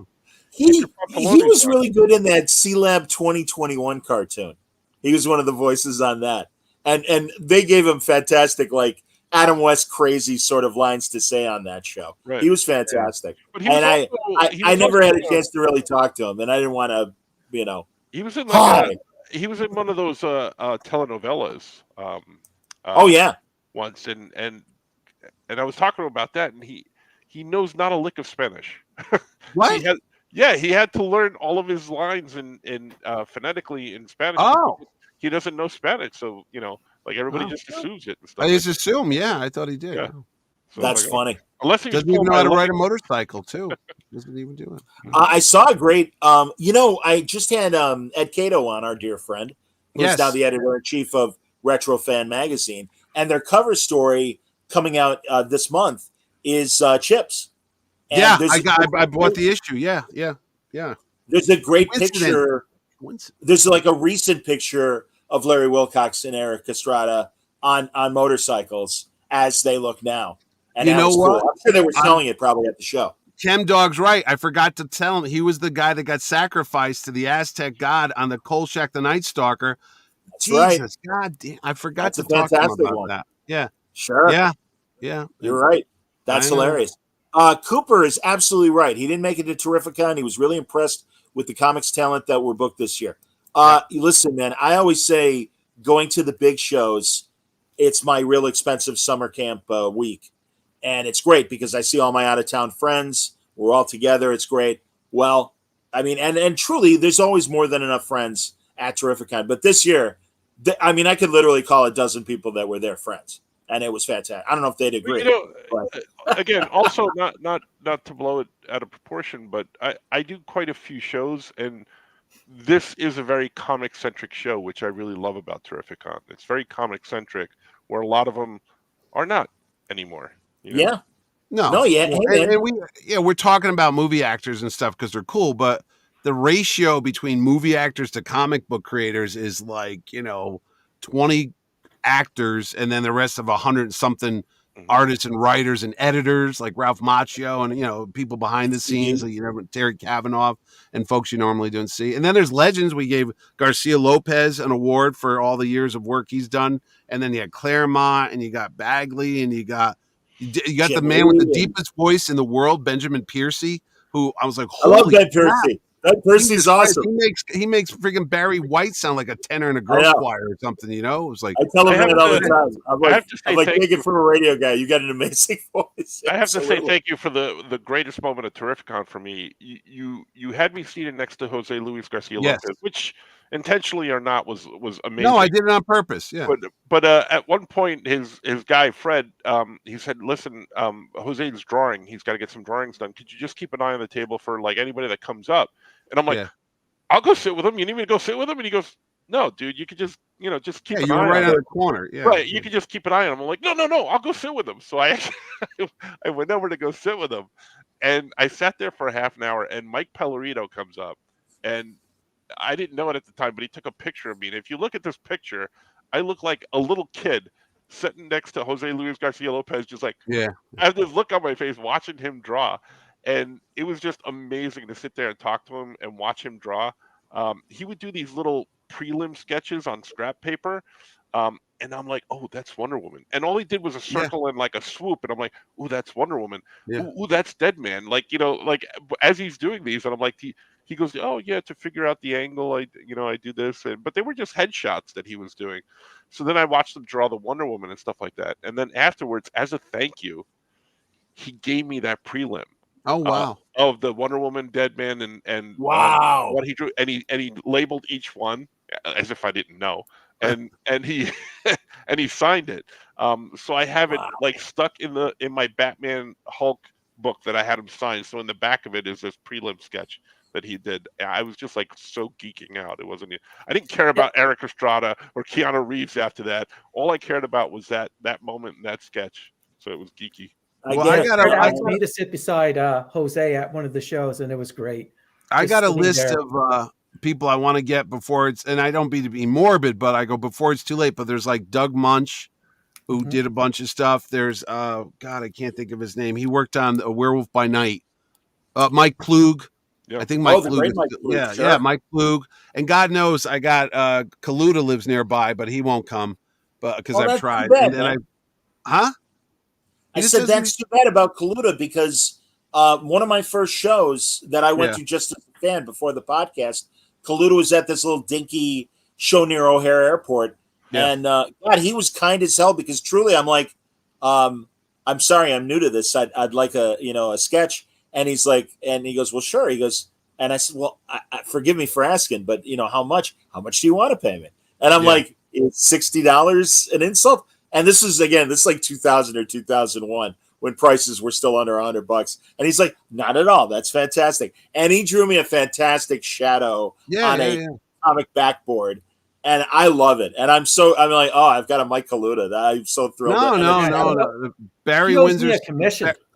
Oh well, we can go get him. But everybody owes you a commission, Wayne. But Barry Windsor Smith's on that list. Of course, Sure. John Byrne's on the list. He's here in Connecticut, but I can't. He won't do Would shows. you- I mean, Would but I you would want love me to ask Alan Weiss of Marvel from the 70s? Al and 80s? Weiss would be great because he's one of the. I always think of him with Starlin and Milgram from that period of like Warlock and stuff. You know what somebody told I've me? been talking to him this summer. I've been if you can get him to come out. work. And then, of course, I got Kelly Jones because I like his Batman with the I big love weird Kelly. ears. Oh, John Beatty's tried to get him to come out, but I just don't know if I can get him. But Sometimes- look, man, I had people that were there for the first time that loved, like Terry Dodson loved it, and David Mack was there, and I had a Adam lot of Nelson? first timers there. Oh, Scotty Young was there for the first time. Yes, Adam Scotty Hughes was had a great time. fucking Megan Scotty's is, line is still sister probably was with her. going. Yeah. Yeah. No, I told you, Dotson is like, man, this is like the best I've done in 30 years. Yeah, that's what he told me. He was eating ice cream because he found us when we were doing our Ben and Jerry's 3 a.m. looking at people because we're losers. But he walked by and he's like, dude, I've been doing this since San Diego in 1993. This has been like the best show I've ever. I'm like, really, Terry Dodson? So, yeah. So Come on, there. man. And Wade, There. Wade had an amazing time. Wade had a good time. And then Steve Stager, I think I just said his name wrong. Stuart. Stuart Sager. Yes, he just wrote me a letter. Eric Larson was. Oh, yeah. Larson was there. Larson was like Larson first was show there. in I didn't have years. a chance to really talk to Larson. I haven't talked to him in Yeah. a long time.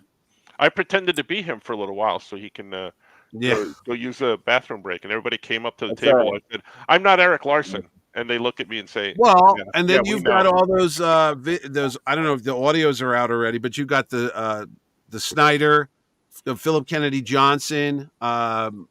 What's his name? The Jason Aaron.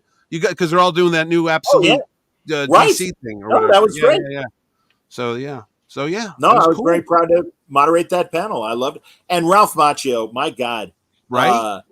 I mean, I've always had respect for him, but it was so wonderful to really have two great conversations with him, the Daredevil panel and the solo panel. Well, Not Greg, Cobra Kai, pardon me, Mark, Greg Greenberg. What's Greg's name? The Glenn Greenberg. That's his friend. Glenn Greenberg. I apologize, Glenn, if should you be watching, and he will be on Word Balloon because I am fascinated by that. Sadly, the tough time of Marvel right in the before 90s.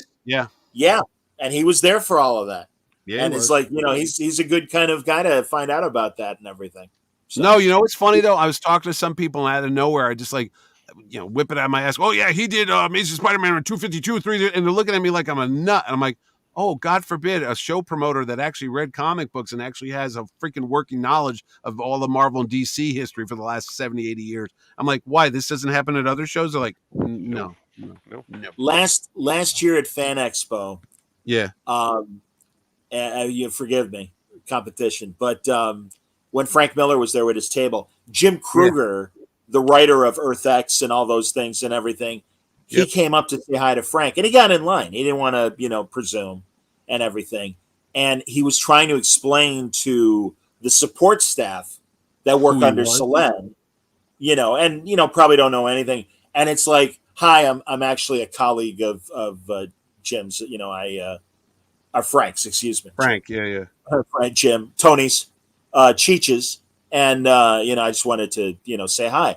And like, well, it's $50 for because he had a come couple. on. He had a couple hardbacks of the Earth X stuff, and he's like, no, you don't understand. Wow. I wrote this, and Frank did X with it.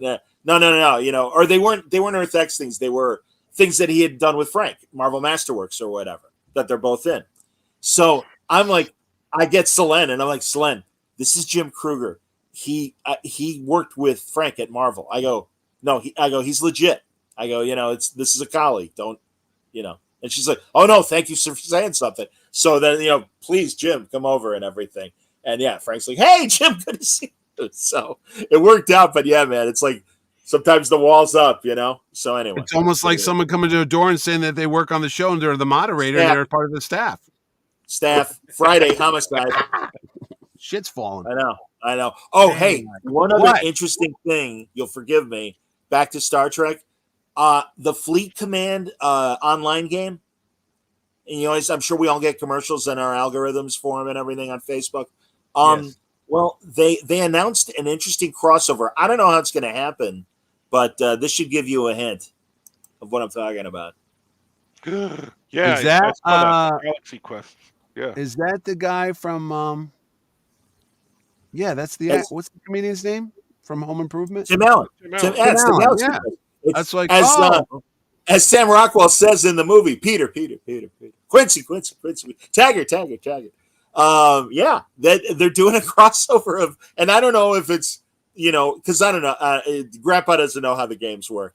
I don't know if No. you unlock this thing and it's just a video, or you actually get to be the crew. Because in this, there's like a 30-second teaser online that everybody can find.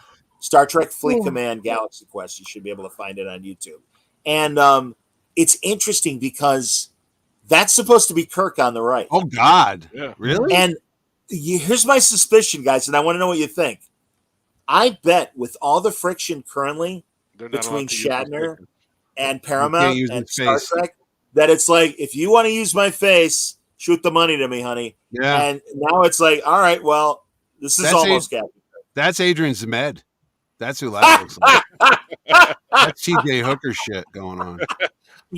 I always said the guy, hold on, zooming in. Wayne's showing us something. Galaxy Quest. Oh, there they are. Oh, Yeah. wow. Oh, that's amazing. Who's I want to see a crossover of the what's the show? Seth MacFarlane. They were at my show. is Or- that? Orville. Is, Orville. I want to see the Orville Trek crossover. is Quillick the guy on the top row and the extreme left if you're looking at it? Yeah. He's standing. No, the other side, opposite side. Is that Yeah, Quillick? I think so. Obviously, No, Tim that- Allen not there. That's Patrick Breen, whoever played that, whatever character he All right. played. Yeah, sure. Missy Pyle doesn't change. She never ages. She's No. she looks. I'm a big fan. She's all right. What's the And young she's not- what's the young kid's name that lives in Fairfield? That was in that movie. He was the geeky kid. Oh, Justin Long. Justin Long. Yes, he lives down the road. So- He He almost came to the show. Galaxy Quest name. What? He almost came to Terrificon in 2021. Justin Oh, Long. bummer. Because Yeah, him and he'd be great. his brother do a podcast together about like horror movies. And for some reason Oh, they that's saw the cool. billboard on the highway and they wanted to come down. Yeah. Oh, that'd be cool. Oh, you should. That's try the that. cool thing about living here. That's like they're all around here. Like Anson Mount, I told you I was hoping he'd pop in because he's in Connecticut, but he did not. Yep. Whatever. Yeah. But yeah, it was it was a fantastic show. All right, really quick. I mean, again, Acolyte got canceled. Acolyte. Yeah, I Yeah. wanted to talk about that for a minute. Yeah. You know Guys, what? I'm sorry. I tried really hard. I was it's it's not hatred, it's not malice, it's indifference. And it's like, sorry, I didn't care. Didn't care. I didn't care. I watched it. It got better as it went, but a lot of these actors are, I don't know, they just didn't, like, the lead actress for me just seems so not stiff, not in Wooden. character, whatever. Yeah, it just didn't work for me. Not ready for prime time. And Yeah. actually, she does have a track record. I forget what other shows she was on. I'm gonna Wayne. Do you mind being the ombudsman? And It just didn't work for me. But you know, I something happened last night. I saw a commercial for a new Star Wars game. Yes. That looks amazing. And Yeah. I'm like, why don't they make that into a Right? into a I saw movie? that too with the guy in Carbonite. I'm like, ooh, that looks Yeah, like something. my wife Outlaws, said, isn't it? my wife Star said, is Wars that, Outlaws? yeah, Yeah. Outlaws. Yeah, that's it. My wife Outlaws. said, is that a new Star Wars movie? And I'm like, no, it's a game. No. No. isn't it interesting though that they aren't as, and I love this word, that they're not thinking toyetically in making, hey, Not we're going to make anymore. the game, but let's make the movie and the game. And that way people will want to buy the game even more because it's an extension of the movie. Because, Yeah. you know, didn't the Matrix stuff, again, I'm not a gamer, but didn't the Matrix stuff kind of help? The fact that it, you know, really was so tied to the movies. And I know Roy Jones's character was a bigger character in the Matrix game rather than the second movie. I don't know, I didn't play the game, so I'm not too. I didn't too play the familiar games. with- No. All right, there you go. Yeah, But once I do again. know that Star Wars merchandise gathers dust on the shelves at Target and Walmart, and some of them don't even stock it anymore. It's like no one's buying that stuff. You know, it's like, look, we made Andor figures. You can have an old British white guy. No kids like, yeah, I want to get that Andor figure. And Where's the Max von Sydow Force Awakens? exactly, yeah, Action it's figure. like no. In action figure. Which show were you thinking of for Amanda? Rattle off for credits, so Wayno. All right. The Melodic Blue Baby Keem. I'm going to go on a Ozzy, limb and Voice say of the that wasn't it. Force. Say it again, Spider-Man, Wayne. Ozzy, Voice of the Force. These are like like live action. Yeah. Okay. My Animal. Ooh. Go on. Zoe. Zoe. What? Oh, No, that was like a Nickelodeon show. no, not an Yeah, O. that's Zoe 101. DIWE. I don't know what that is. Bodies. Hot. Dear Evan Hansen. Ooh. Huh? I think I heard of Yeti? that. Well, that was a Broadway show and then a movie, but the movie. Oh tanked. yeah, okay, that's why I know that. Yeah. And this is the woman that played the twins? The person, Yeah. excuse me? Where Hands Touch. Mm-mm. I'm going to say. The Hate You Give. Darkest Minds. I'm going to say. I It just guess not. didn't- I thought I had didn't read work. something, and I'm like, oh, yeah, I heard of that. It just didn't work. She didn't work for me in that How, role. but how long does No. her IMDb go back? Like, having It goes said back that, to 2011. having oh, said that, I liked the show more as it went on. yeah. In terms of what they did story wise and everything like that. But yeah, it wasn't a thing. No, they had good lightsaber fights, some of the best they've ever done with the wire what I've work. I'll heard. give them that. I was like, wow, this is really cool. But at the same time, I'm like, wait, one Sith guy versus 7 Jedis, and you can't take this guy down? Well, we're not used to his fighting techniques. Yeah, but you got 7 people, bro. Okay, I don't care if you all suck. 7 against 1. Well, you know, I'm like, yeah, I don't know, man. Yeah. Well, And I like Star Wars. After that Yeah. incident, they had an overhaul review internally Yeah. of the Jedi Yeah. Council, and they Yeah. instituted new fighting techniques. Yeah, I exactly. may have asked this before. Aren't there the whole thing with the Sith that there's always only 2? 2, yeah, Master and So Apprentice. would Yeah. you assume that they are so powerful because there are only 2 and they represent the dark side? It's the hate That- you you know what give, I'm Johnny. saying? It's the hate you When you're- give. I assume you make a Sith hole. Yeah, I understand. You and You know, me. but can we bring this up at the next session of Star Wars Court, please? Sure. Would it please the court, if I may? No, and the thing Well- of it is, I love Star Wars. Grew up with it, got all the junk around here, collected it, met all the actors. And Sure. when it's Tuesday night at 9:00 and I don't even remember it's on, Yeah. that's a problem. That's like, oh my God, I can't, I grew up watching the stupid holiday special and the Ewok movies and the Ewok cartoons and the droids. And the fact that there's a Star Wars friggin' show, $180 million But Star Wars you show. had this. You had the same critique for Discovery. Yeah. Because when that thing was coming on, we're like, oh, Oh my God. No, but then I was like, oh geez, it's on. And then right at the very end, it kind of got interesting. Like you said, I'm like, oh, they're tying this all in. He's a Sith guy. He's looking for an apprentice. And then the main Darth Plagueis guy, which was so cheesy, tacked on. He's hiding in a cave watching them. And that's the guy that's going to train the Emperor and all that, if you know, in the movies. But I'm like, seriously, bro, that's it? A guy like, dun, dun, dun, in the corner. Obviously, they were hoping for a season 2. A sequel. That ain't coming. 100%. Yeah. Absolutely. Well, we'll see. Maybe some elements might find themselves in future other shows. $185 million Mitch, for I hear you. And Mitch, you hit the nail on the head. And that's what I was saying earlier. It's not malice. It's not hatred. It's indifference. It's no, but I'm saying from a fan reaction, a negative reaction. Yeah. It's not, there absolutely are trolls. There absolutely are haters. No, I love this shit. And I just didn't care. I think there are more of us, and I'll put myself in there as well, that it's like, I just didn't care. And I wasn't interested enough after 2 episodes to get to the good part. And again, bad writing, everybody. That's what happens. It really is. Yeah, they have the mentality of quantity over quality, and it's just And how many times have we said that, the guys? market, and there's just so much stuff out there. There's bound to be some that's just not good.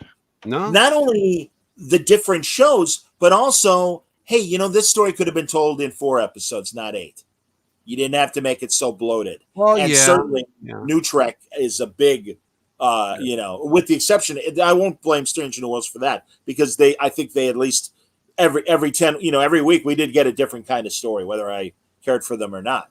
So that's that's here and there. But it's the storytelling, dude. You hit it on the head, right? I mean, well, they treat the storytelling like another widget, and I'm sorry, there's no quality control at the top to go. I was really hoping Sherry Redstone, the way she took over at Paramount after she got both of the halves back together again, I really thought she was going to be more of a on-hand, creative, involved CEO.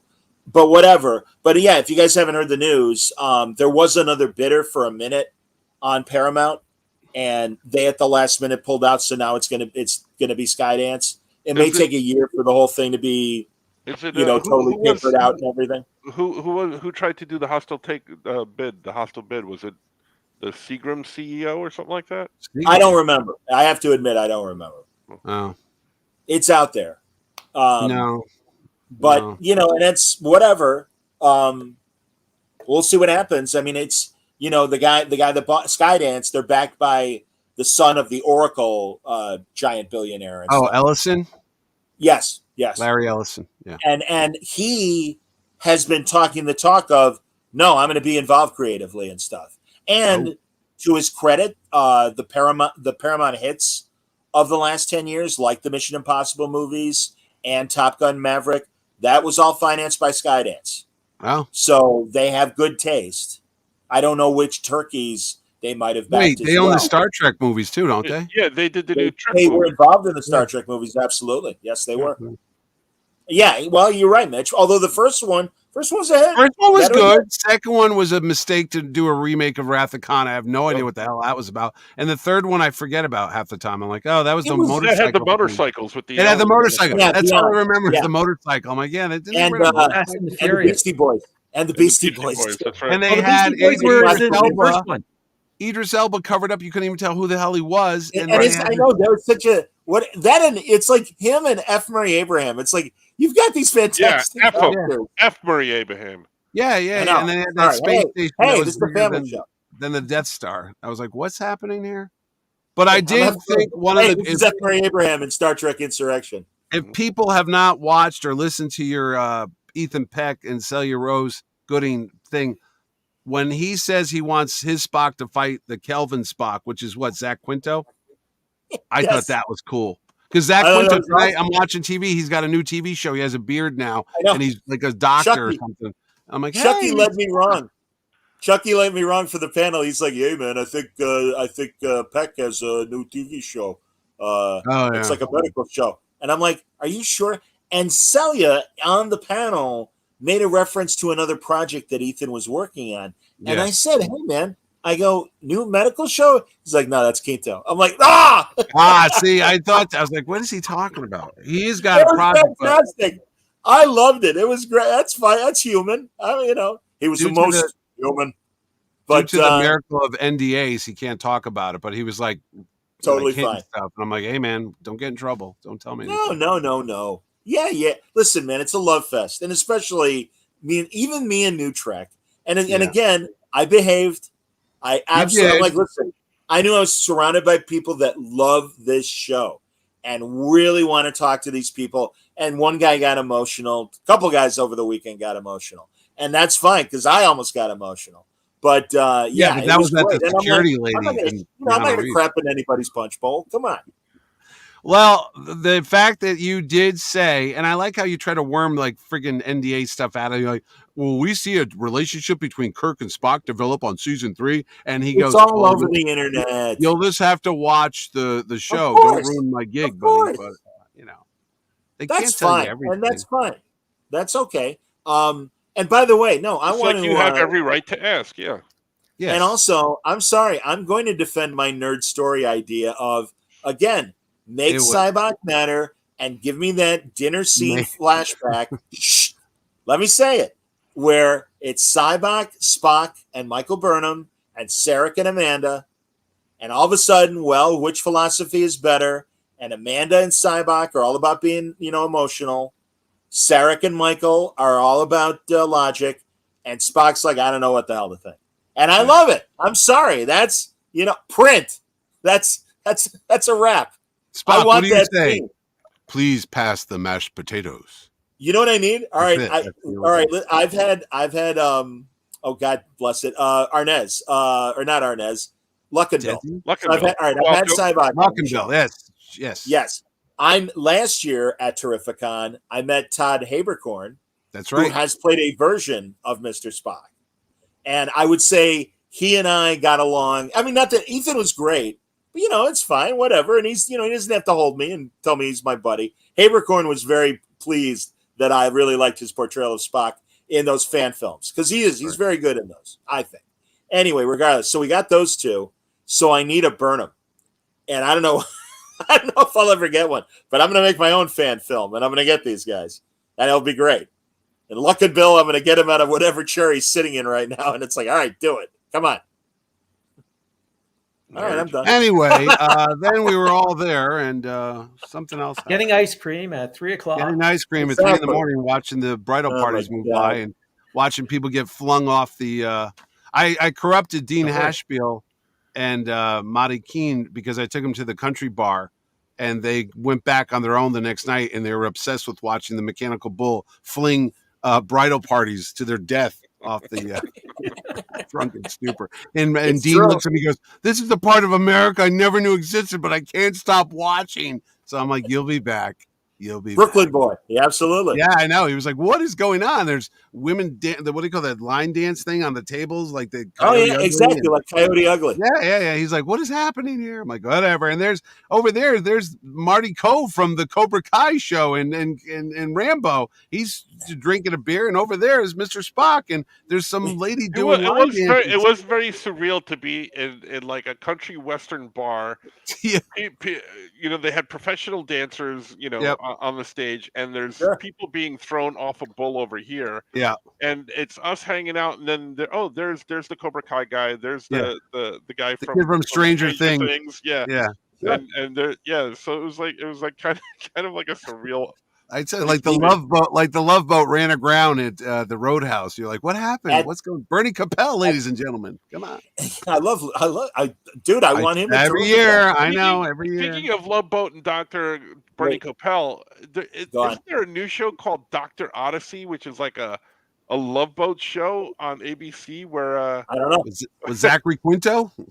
No, that's a different one, but it's it's out to sea, and Don Johnson, I think, is in it. Don Johnson? Yeah, he's the captain or so. And I'm like, who thought of this show? And it's amazing. Why hasn't it happened sooner? I'm like, come on, this is Amazing.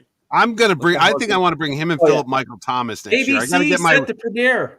I gotta get my September 26th. retro guest next year. Yeah. ABC when? September what? September 26th. Thank you. Does it have a description of what the show is? Because I have no idea. I just saw it. And I'm like, what is this thing? Is an upcoming American television medical drama created by Ryan Murphy, Drama. Ryan Murphy. Robin Bates, and Joe Bacon. Development, casting, filming. But it doesn't tell you what it's about. It's just watch it. Medical drama on the sea. But if it's Ryan Johnson, it could have like a scary twist to it.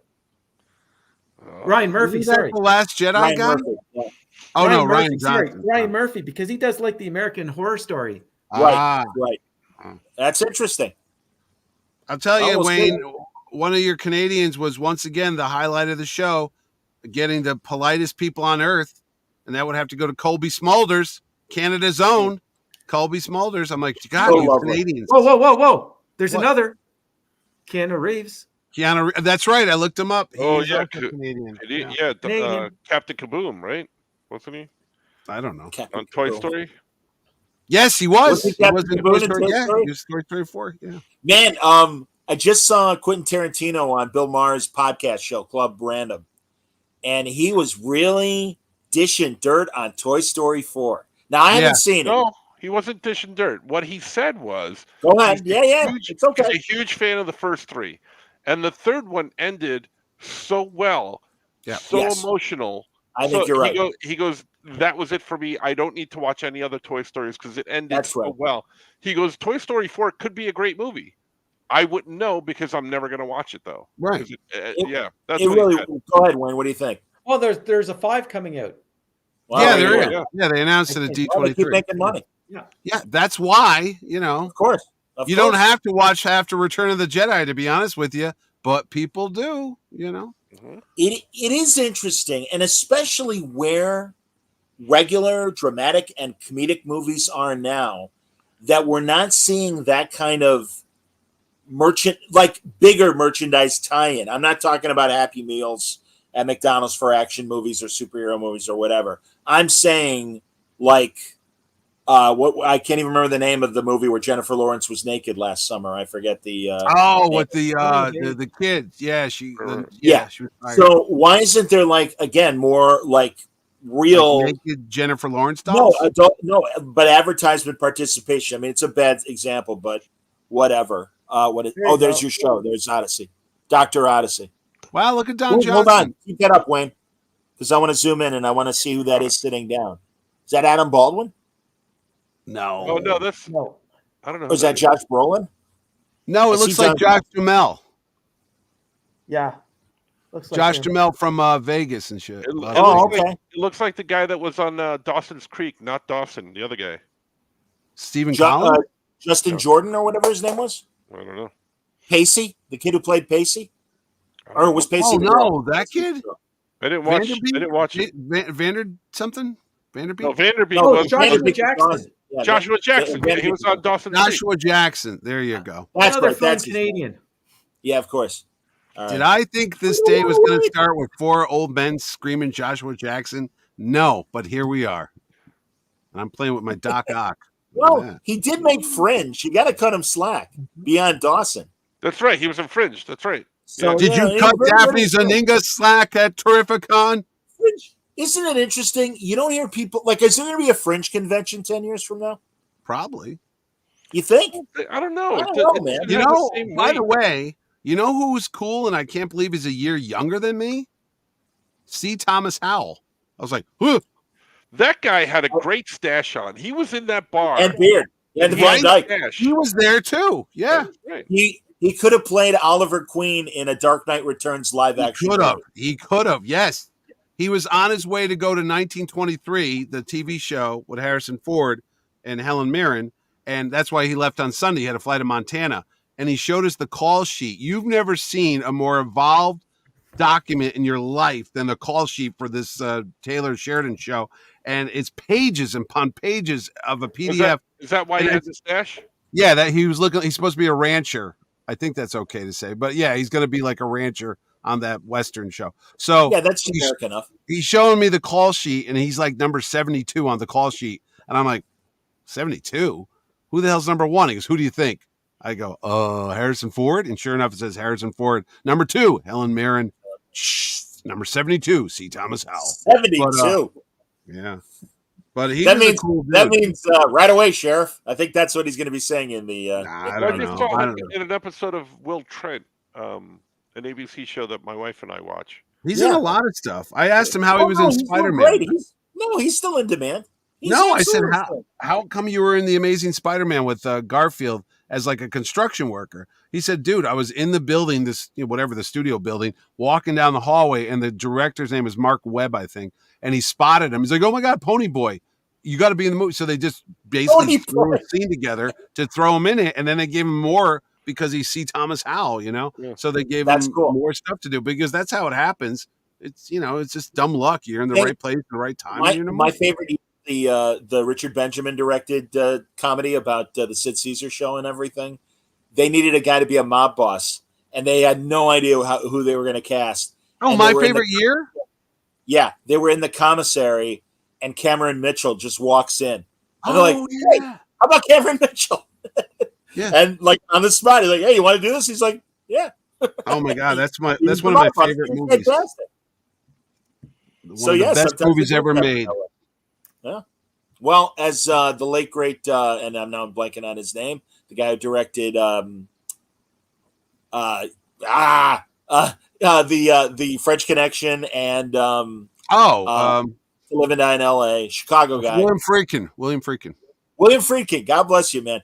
As he said, for a movie to be a hit, you need 1,000. He sounded like Trump. You need 1,000 things to go right. If they don't go right, you don't have a movie. And it's true. And your buddy William Peterson gets his head blown off and Live and Die in L.A. Bill's my guy. What a great freak me the fuck out. I was in that theater watching that movie, and when he gets like a shotgun blast to the head, I go, "Holy shit!" Yeah. What do I do now? Oh John Pankow. John, what I love is a couple of years later, John Pankow on Mad About You as Ira. But that was Ira. Awesome. That's right. What? That was their neighbor, Ira. That was the guy with the big head. Holy crap! You're right. Cousin. His first cousin. Yes, he was his cousin. Yeah. Oh my God, I forgot that was him. After William Peterson's shot, and Pankow's just there. What do I do now? Because he's the rookie. He doesn't know what to do. Oh, I love that. One of the best cop movies ever. I would like to get William Peterson to be at a show because I love him in Manhunter, which is movie. That was I could do some detective. Yeah, I could do some detective work and maybe be able to contact. Seriously, because honestly, people go, why do you get certain people for the show? I go, I only get people I like, honestly, like writers, artists, whatever. Everybody at the show, 9 out of 10 times, it's because I'm a fan of whatever they've done. But he was always great, William Peterson, in that movie. Well, and he had those shorts he wore at the end when they're at the beach, those real ball huggers. They bothered the shit out of me because I was like, he's bow-legged. He is bow-legged. Oh, forget the bow-legged. I know why he's bow-legged because he's got 3 legs. He's tripod. Because he's right. You should get him and Marge. When his legs are together, you could shoot a Shetland pony under his Shetland pony. Jesus Christ, he could actually. I mean, it's just a big hole because his legs. Yeah. He could levitate that guy. Seriously, watch the end of that movie. They're at the beach, and like, Dad, did all the turtles made it? Most of them did, Billy, or whatever the fuck the stupid comment was. But the whole time, I'm like, Jesus Christ, the guy's nuts are hanging out of that bikini bathing suit, like a freaking what do you call those? Banana hammock? What do they call Speedos? Whatever. Alex Cox was. I try not to think about it too much. I did. It took me out of the movie, man. I'm scared. You should get him next year and Mark Helgenberger and do a mini CSI reunion. That's what you should. That'd be great. No, I should get Long Duck Dong, the guy you told me about earlier, and then just have him. Getney Watanabe. What was his name? Isn't it Getney Watanabe? I believe. Oh, I don't know. Getney Watanabe. I guess I just remember the character's name. I don't remember the actor. We all only remember his character's name. Come on. It's. I was amazed. They showed it on like USA or one of those channels when we were in the hotel and we were laughing. We were too tired. Sybil Danning's coming back. Yeah. Not to my show, but she's coming back somewhere. I love Sybil Danning. Speaking of, guess who's doing conventions now? I saw the ad the other day. I was shocked. Jonathan Majors. Really? He's doing one at Wow. near the King of Prussia Mall in Pennsylvania. Help me out. Help me out, Jonathan Majors. Kang the Kang Conqueror. and Creed. He's the reason why Marvel switched to Doom. Doctor Doom. Yeah. Jonathan Majors, the guy that was just Oh yeah, I'm sorry. I'm Kang. still blanking from Creed and Kang. Yes. Yeah, King the Sorry. Conqueror. But I I don't know. saw Guys, I'm Domestic sorry. My brain abuse. is off. huh? I'm very confused. Domestic abuse.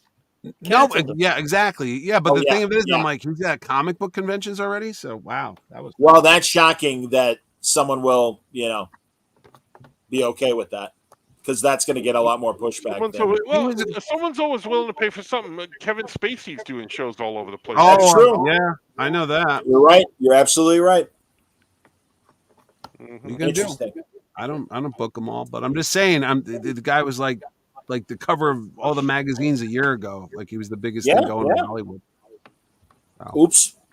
And terrible thing. And I'm glad that, whatever. Justice was served. Anyway, I hate to end on that sour note, but guys, I got to go. Well, okay, we could do a happy note. I can tell you more Keanu Reeves stories. No, we got to get going because I got Brian Bennett. You guys should be watching Snowpiercer. Nah, I'll skip it. Okay. Brian says, "See you tonight." See you tonight. I started watching that movie you told me. What is it? Banshee? Banshee. Oh no, TV the show. Cinemax show Banshee. Goodness, great. Oh, I could show. tell it was a Skinemax show very quickly watching this. I was like, oh my, is this legal? But it's a great But crime Anthony story. Starr is amazing in it, isn't he? Anthony Yes, he Starr's is. got this weird mouth thing going on, but it works for him. It's like this. And the crazy eyes. Oh, And he's he got uses them crazy eyes differently. too. Yeah. He uses them differently than he does as Homelander, but he still has crazy eyes. And I don't know So- who the woman is that plays his ex-girlfriend, but she's something else. Yeah. Russian name, I think. Yes, it's like Irina Mila Jovovich, but it's I think it's Ilya Bill Sienkiewicz, something about Bill Sienkiewicz. I don't know. But it's But, and the Amish. Oh my God! Yeah, How the bad guy with the blonde hair that owns the slaughterhouse. He's I don't know who he is, but he's a great actor. And the That's what I'm dude saying, from man. It's a Sopranos is fantastic in it. crime soap opera. It's a Sopranos fantastic guy's crime in it. Yeah, Agent Harris. He's the deputy. And also Lou Diamond Phillips eventually. Oh, will he be in is? it I as didn't well. got to that part yet. No. You'll love it. It's a good, and it ends well too. Like it Yes. it kept its steam all the way through the season. I agree. And everyone, real fast, if you didn't watch it on AMC is licensing a lot of their slightly older shows to Netflix lately. And from earlier this year, Monsieur Spade, the Sam Spade sequel to The Maltese Falcon that Clive Owen made.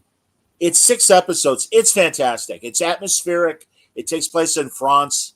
And Clive Owen evokes Humphrey Bogart, but doesn't do a Rich Little. And it's still Clive Owen. And he's still you're watching. I mean, if Humphrey Bogart means nothing to you, it's still just a great Clive Owen performance as this period early 1960s guy. And it's great. Loved it.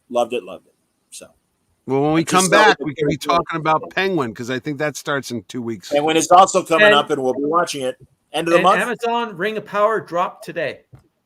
Yeah, my neighbor actually was telling me that. I gotta watch the first one. Yeah. Yeah, sorry, my precious. I don't know. All right, Oh, must that's go, gentlemen. You'll forgive me. Thanks a lot, everybody, for watching. I hope you enjoyed it, and we're happy to be back. And we'll do our best to have a more regular schedule now that Terrificon and What? other travel and everything is over and other conventions. So thanks. Be safe. Stay healthy.